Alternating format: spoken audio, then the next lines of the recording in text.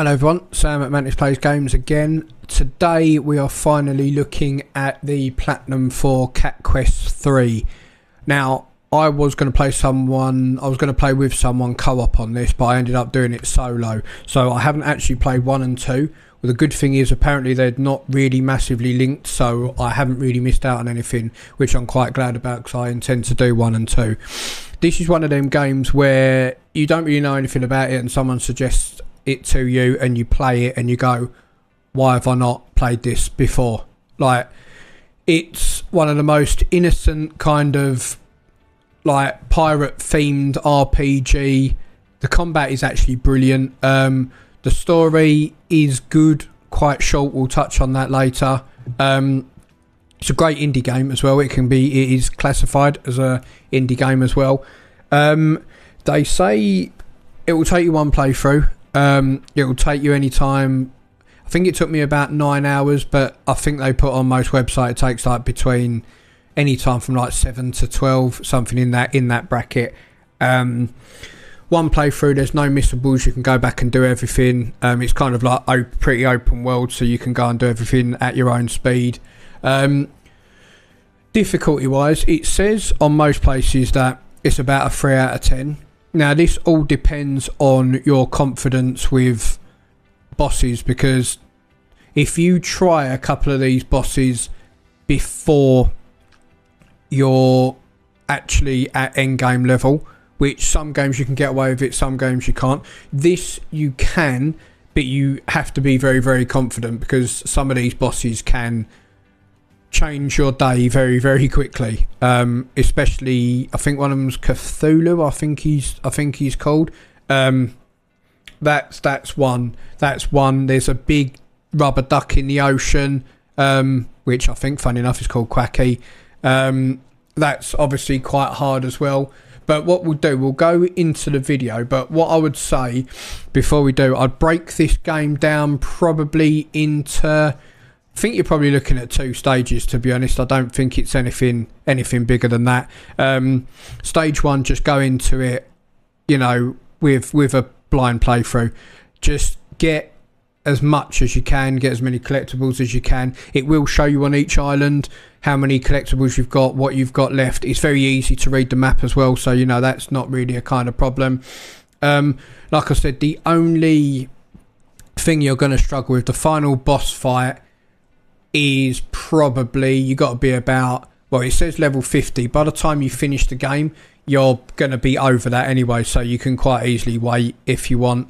But like I said, if you do struggle a bit, just play the game, get extra upgrades, do upgrades and that, and you'll get it pretty quickly. So we'll move into the video, guys, and we'll go through the trophies a little bit more in detail, and we'll go through what I thought was good and bad, you know, all the usual kind of stuff. So I will see you in the video, guys.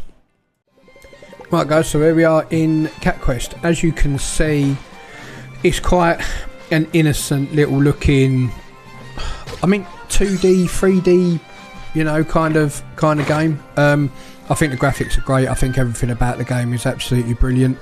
But we'll touch on that a bit later on in the video. So first and foremost, like what I said earlier, they put it down as a 3 out of 10.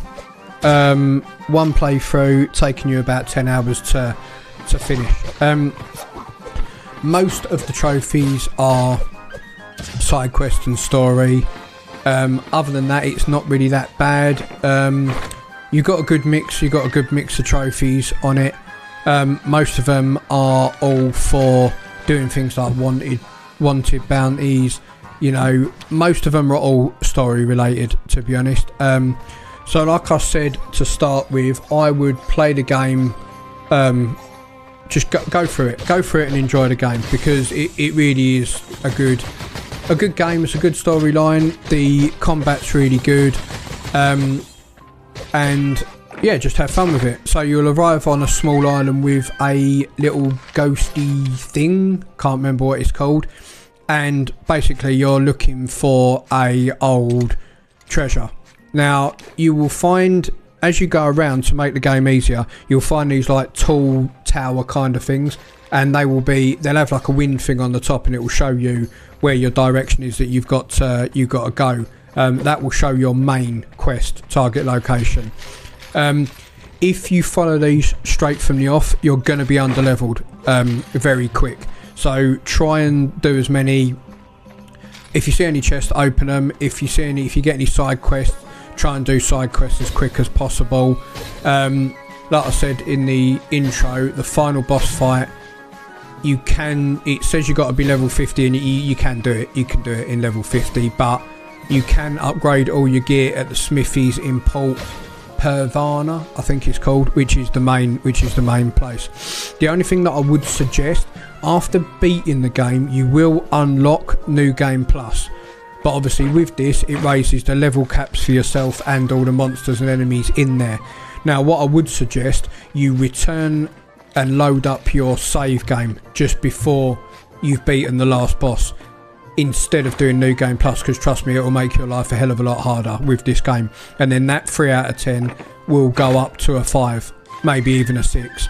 So when you've done the game, just go out, load your save. I would not personally go through and do it on New Game Plus, but you know, it's entirely up to you. But obviously you need to get the final boss done on your normal save, so I wouldn't, but it's entirely up to you. If you want a bit more of a challenge, you can do. Other than that, you know, any tips I can kind of give, you can, the game auto saves quite a lot. Every time you open a chest, that'll give you a save point. Whenever you see the little parrot on a stick and says you can rest, that'll give you a save as well. When you're in a dungeon, there's no auto save, so if you die, you'll respawn at the last open chest or the last resting spot. I call it a resting spot for that. If your ship gets destroyed, you can either wait for the little bar to go and you can repair it yourself, or you can go to one of the many docks around and just press circle on it and it'll respawn for you. And what you need to do as well, it's a side quest to do with it. If you can get to the Love Per Tower, which is probably like 2 o'clock on the map, like right up in that corner, you will be able to unlock the healing spell, which is very, very handy for the later parts of the game. But other than that, the only other thing that I can say to you, if you're struggling with some bosses in the game, just get back to that Port Pervana and work on doing the bounties that you'll find in the big cat thing, and try and get as many of them bounties done as you can, because they give you quite a lot of coins. And just upgrade your gear. Find one armor set that you're comfortable with and just go for whatever gun and whatever close and long range weapons that you want, and then kind of work on it through there. But that's pretty much it for the actual trophies itself. It's quite a straightforward and quite a simple platinum. I'll be honest, like I said, there's just a couple of trophies that might cause you a bit of grief. There's one called Armory Thurstonia, I think it's called, where you have to find every equipment piece. There is a guide, there's plenty of guides on YouTube. Bear in mind though, you will think that some are missing, because it will say I've only got 24 out of 26, but it's fine. I had that kind of stress with it as well, and I was like, oh my god, I'm missing one, but it's fine, you'll kind of get them. The other trophy that you might do is defeat Cthulhu, whatever it's called. That can be quite difficult. It is a level 65 boss. So that can cause you a bit of grief. The big duck in the water, I think that's about a level 50 as well, so that can cause you a bit of grief as well. But other than that, apart from the end boss, you're pretty much good to go. To be honest, I don't really think you're going to face that much grief and anything else like that. So basically, the long and short of this game, it's a pirate themed action RPG. Combat's really good. It's a great open world game. I honestly am a bit annoyed at myself that I hadn't played it for that amount of time.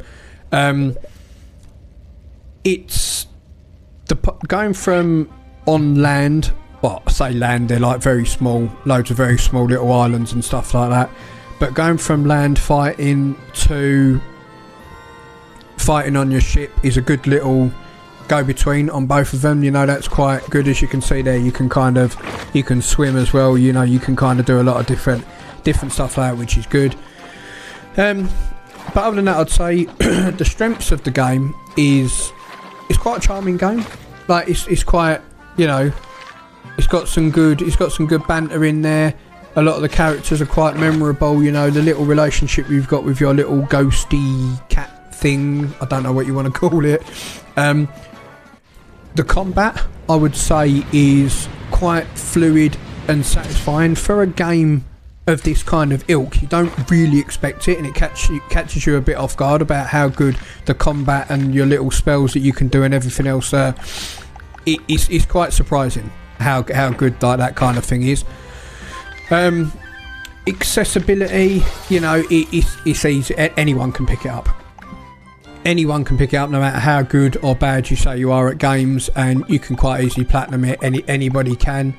You know, you can pick it up for half an hour, you can pick it up for 20 minutes, you can pick it up for 3 hours, 4 hours, and you'll probably have a good time, no matter how long you play it for, which is always a good thing. And then I think the weaknesses are mainly the story is very short. Now I'm looking at this on the aspects of I haven't played 2 and 1, so apparently compared to 2 and 1 it's quite short. I mean, I'm no expert, like I said. I'll be able to give more of a better insight into it when I've actually platinumed 2 and 1. Some side characters, you know, they can be very bland and they can be very, very boring. But again, you know, it is what it is. This was another thing that I did actually do research on. The multiplayer combat can be very, very hard to work with. Now, I didn't do this in multiplayer co-op. I've done this completely solo, so I can't talk too much about that. But other than that, I think the general overall impression of the game is it's fun, it's polished, you know, it's a good RPG game. It's just a lot of fun, to be honest. There's a lot of cat puns. There is a lot of cat puns in this game, so please be aware that you're going to be in for a hell of a lot of cat puns. But it is shorter and less expansive than they say than 2 and 1, but you know, it is what it is. Like I said, I can't really talk massively about it until I've actually played the 2. But yeah, it's like I said, it's solo as well, solo and co-op, which is great. But other than that, guys, I think that pretty much wraps up the the video and the guide itself. But yeah, like I said, it's just a great little fun game. You will see the platinum drop in a minute, but like I said, you got like here, for instance, where I'm looking for, there's a little parrot thing there where you can rest and save and get everything back. If you got any health missing, you can kind of get it all back there. That was my last trophy to get all of the collectible bits. But yeah, guys, that is pretty much it. I'd like to know your thoughts on the game as well itself. But we'll start getting moved up into the we'll move over now into the ending of the stream, do a little bit of a wrap up, and then that's pretty much it from us, and then we can get the video wrapped up. But obviously here's the platinum drop in at some point. I think this was the last chest that I needed. Yeah, so there's the platinum dropping, guys, and what we'll do now, we'll move over into the last part of the video. I hope you enjoyed it. So guys, that is Cat Quest 3. All done, all finished. Like I said, just a very brief wrap up, really. Nothing over the top. You know, it's just a fun game. You can just pick it up, play it. Like I said, half an hour, 3 hours. You'll have fun with it. Especially on the co-op side. I'm gonna wait for my little boy to come round, and then we'll probably do a bit of co-op on it before I actually fully delete it and get it gone. Because I can imagine it's quite fun to do co-op. Obviously I didn't get to experience that, so some of the bits I can't really speak for, so I won't say anything about them. But other than that, I would recommend it. One, it's still free on PlayStation Plus, so I mean there's no better excuse to go and grab it because it's free. It won't take you hours and hours and hours and hours like other games out there. If you want another quick, easy game to add to your platinum list, guys, this is pretty much a given on this one. Currently, at the minute, looking at the state of the PlayStation Store, this is a good one to go and grab. So yeah, guys, that's pretty much it from me.